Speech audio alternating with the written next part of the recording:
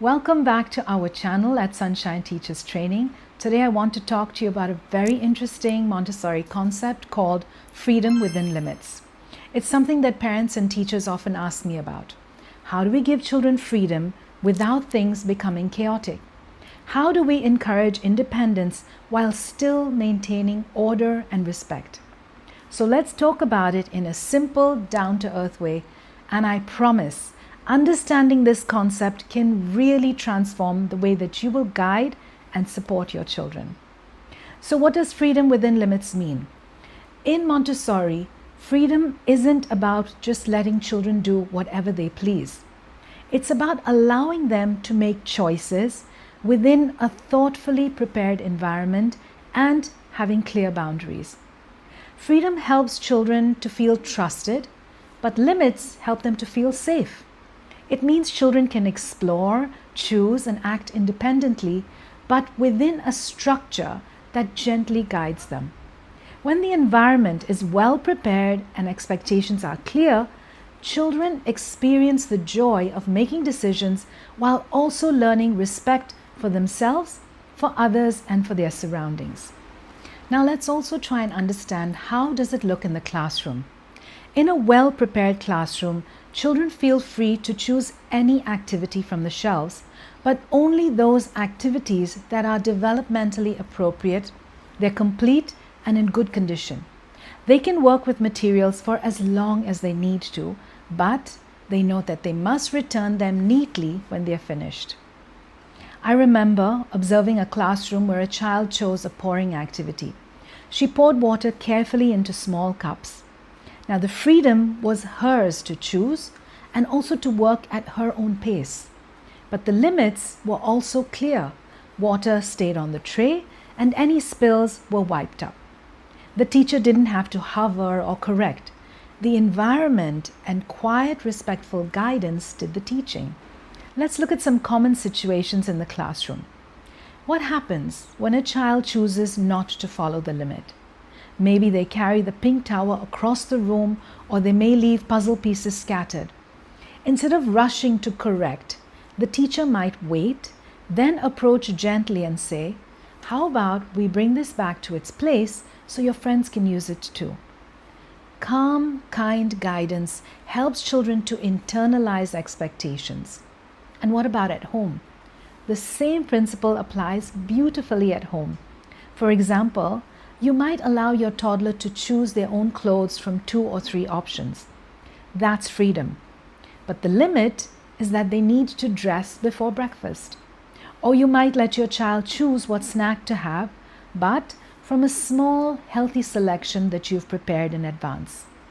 I often tell parents, freedom within limits isn't about restricting.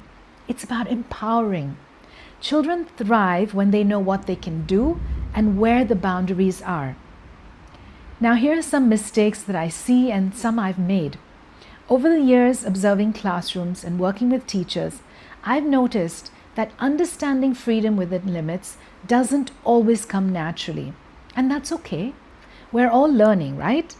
Some of the most common mistakes that I've seen, and I'm telling you that I've made some of them myself, they come from misunderstanding this balance.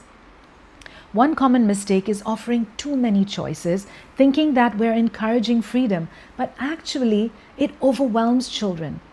Another is setting boundaries but not being consistent.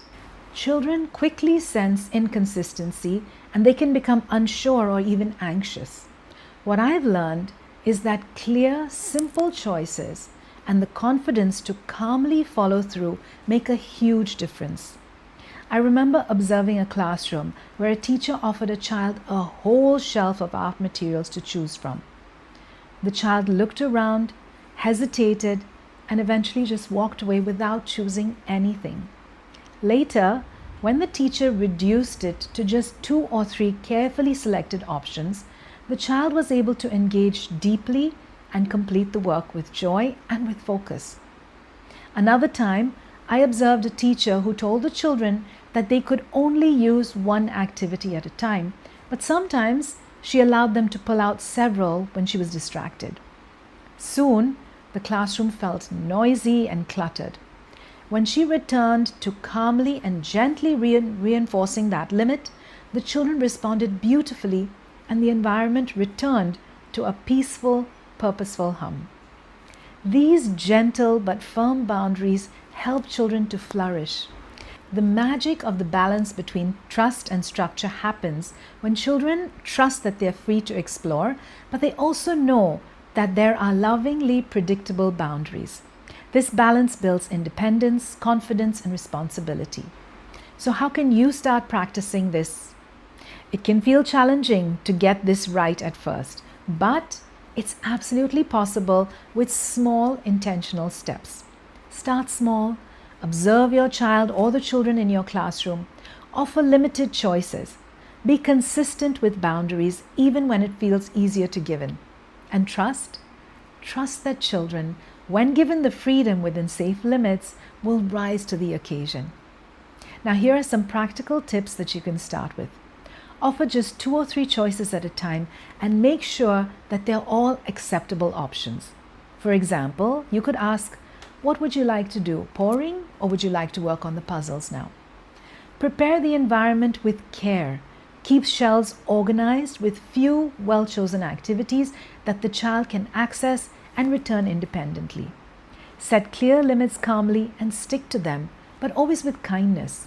If a child leaves work unfinished, gently guide them to return and complete the work cycle. Observe closely and notice when children are ready for more independence. Then offer small new responsibilities, like they could help you with snack time or watering the plants. Create predictable routines. Children feel more secure and free to explore when they know what to expect. If you'd like to go deeper into how to prepare environments to offer the right kind of freedom and to guide children respectfully with consistency, I'd love to share that we have resources that can help you do just that. At Sunshine Teachers Training, we offer a range of Montessori courses, including a comprehensive Montessori diploma program. It's a 12-month self-paced course with live support, practical examples, and a global community of educators who share the same passion. Whether you're looking to deepen your understanding or turn that knowledge into classroom practice, these courses are designed to give you real value and confidence. Thank you for spending this time with me. If you found this helpful, please give the video a thumbs up. Share it with someone who would love it, and subscribe for more warm, practical Montessori tips. And until we meet again, keep observing, keep learning, and keep enjoying those little moments of discovery. Have a beautiful day.